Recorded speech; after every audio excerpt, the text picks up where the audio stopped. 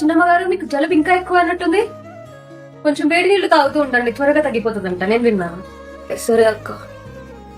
ఏంటి సరిత ఇంకా రాలేదు ఇంత లేట్ అయినా కూడా? హలో హలో సరిత, ఏమైంది ఇంకా ఇంతవరకు రాలేదు ఇంటికి? అమ్మగారు తలనొప్పిగా ఉంది, ఈ రోజు రాలేనమ్మగారు. నువ్వు అన్ని ఇట్లానే చెప్తుంటావు, తలనొప్పి కాళ్ళ నొప్పి అని చెప్పేసి. ఇంటికి బంధువులు వస్తున్నారు, రా తొందరగా. ఎట్లయినా సరే రావాల్సిందే, రా ఈరోజు. సరే అమ్మగారు.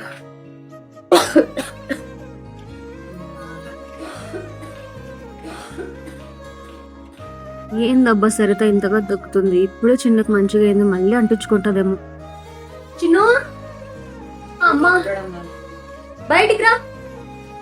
ఈ మధ్య మంచిగా అయింది, మళ్ళీ జలుబు అన్నీ అంటించుకుంటావురా. బయటికి రా నువ్వు ముందు. వస్తున్నా.